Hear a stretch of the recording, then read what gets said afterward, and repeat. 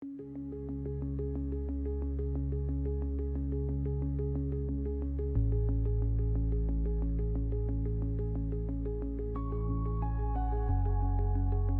revolution in science begins with something that should not exist. Exotic matter is one of those impossible ideas, born not from imagination but from the mathematics of the universe. Exotic matter is one of the most misunderstood concepts in modern science.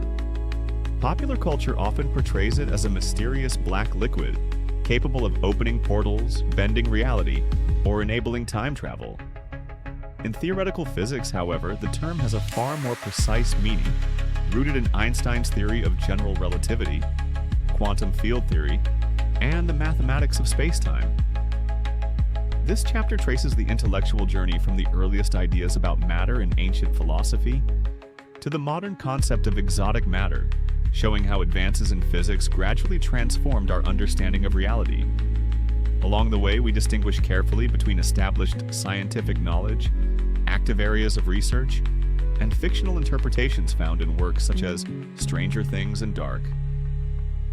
Thousands of years before telescopes, satellites, or particle accelerators existed, human beings looked toward the night sky with the same questions that still motivate science today. Every civilization asked why the stars remain suspended overhead, what the moon is made of, whether the universe has an edge, and what everything is ultimately composed of. The answers varied dramatically. Some cultures described the heavens as the realm of gods, while others imagined the cosmos as an endless ocean or a giant living organism. Although these ideas differed, they all reflected a common desire to understand the fundamental nature of reality. Imagine standing alone beneath a perfectly dark sky far from city lights. You see thousands of stars, the glowing band of the Milky Way, and perhaps the faint movement of a meteor crossing the atmosphere. To the unaided eye, the universe appears orderly and permanent. The stars seem fixed, space appears empty, and matter feels solid and unchanging. These impressions are powerful, but they are also profoundly misleading. Modern astronomy has revealed that the stars are not fixed, but move through the galaxy at hundreds of kilometers per second. Space is not empty, but filled with electromagnetic radiation, neutrinos, quantum fields, magnetic fields, and extremely diffuse gas. Matter is not truly solid. Atoms are mostly empty space, with tiny nuclei surrounded by clouds of quantum probability, rather than miniature planets orbiting a central sun. At even deeper levels, the particles we call electrons and quarks are understood not as tiny billiard balls, but as excitations of underlying quantum fields. This realization marks one of the greatest revolutions in human thought. Reality is far less intuitive than everyday experience suggests. Exotic matter emerges from this revolution because once physicists accepted that matter and space-time obey mathematical laws rather than common sense, they discovered that those laws allow possibilities that seem extraordinary. At first glance, the question seems almost trivial. Matter is everything we can touch, see, or hold. Rocks, water, air, trees, planets, stars, and our own bodies are all composed of matter. Yet the deeper physicists investigated this seemingly simple concept, the more elusive it became. For centuries, matter was assumed to be continuous. If a stone could be broken into smaller and smaller pieces, it was natural to imagine that the process could continue indefinitely. Around the 5th century BCE, however, the Greek philosopher Democritus proposed a radical alternative. He argued that matter must eventually reach an indivisible building block, which he called the atomos, meaning uncuttable. The idea was remarkably insightful, but it remained philosophical speculation for more than 2,000 years. Not until the 19th and 20th centuries did experiments confirm that atoms exist. Even then, atoms turned out not to be indivisible. They contain electrons, protons, and neutrons. Protons and neutrons themselves consist of quarks held together by gluons. The standard model of particle physics currently describes these particles as fundamental, though future discoveries may reveal even deeper layers. The history of matter teaches an important lesson. Every time science reached what seemed to be the ultimate level of reality, further investigation uncovered additional structure. This pattern encourages humility. Our present theories are extraordinarily successful, but they may not represent the final description of nature. One of the most profound discoveries in 20th century physics came from Albert Einstein's famous equation, E equals mc squared. Although this equation is often quoted, its significance is frequently misunderstood. It does not simply state that mass can be converted into energy. It reveals that mass itself is a form of energy. Matter and energy are not fundamentally different substances, but two aspects of the same physical reality. The speed of light, denoted by c, is approximately 299,792,458 meters per second. Squaring this enormous number produces an equally enormous conversion factor. Consequently, even a tiny amount of mass corresponds to an immense quantity of energy.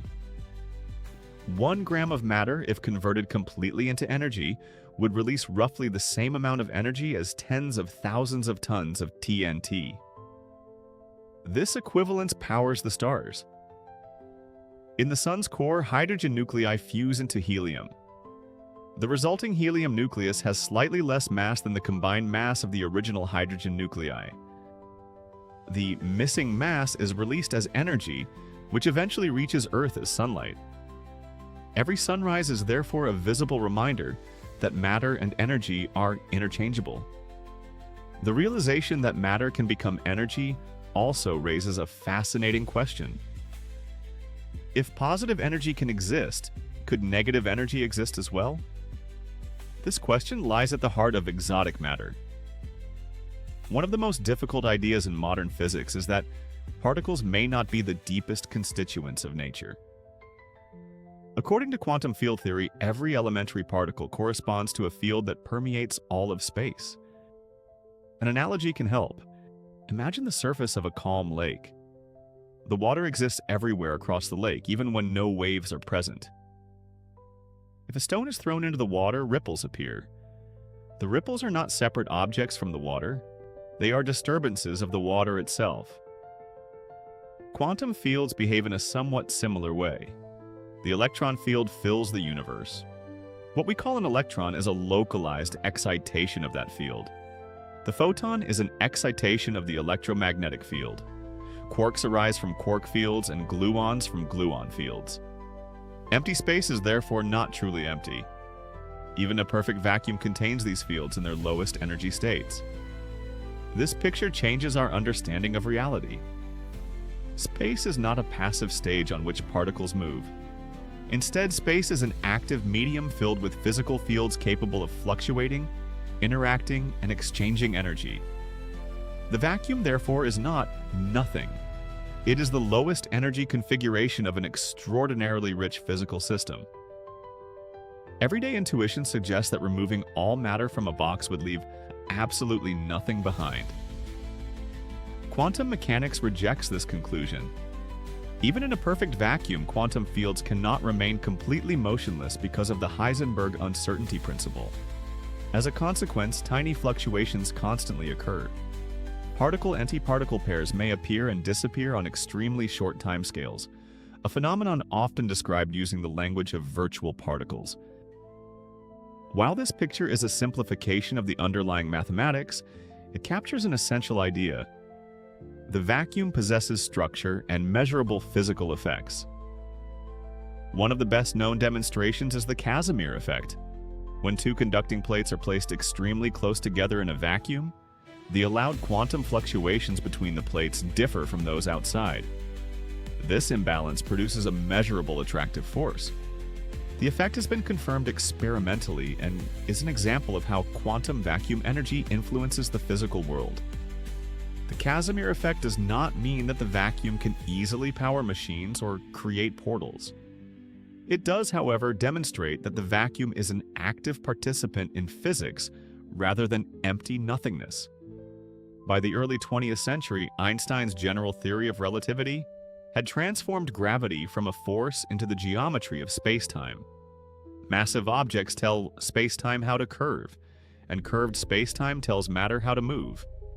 This elegant framework explained the motion of planets, the bending of light around the sun, the expansion of the universe, and eventually the existence of black holes. As mathematicians and physicists explored Einstein's equations, they discovered an intriguing fact. Some perfectly valid mathematical solutions described phenomena such as traversable wormholes or warp-like distortions of spacetime. However, these solutions required forms of matter unlike anything observed in ordinary laboratories. Specifically, they often demanded regions where the effective energy density was negative, or where the pressure behaved in highly unusual ways. This requirement gave rise to the concept of exotic matter. It was not invented to justify science fiction. It emerged because the mathematics of general relativity allowed extraordinary spacetime geometries only if equally extraordinary forms of matter existed. At this stage, exotic matter was a theoretical requirement rather than an observed substance. Decades later, developments in quantum field theory showed that certain quantum effects can produce small regions with effective negative energy densities, though these effects are tiny and tightly constrained. Thus, modern physics neither confirms nor completely dismisses the concept. Instead, it places it within a framework of careful theoretical investigation.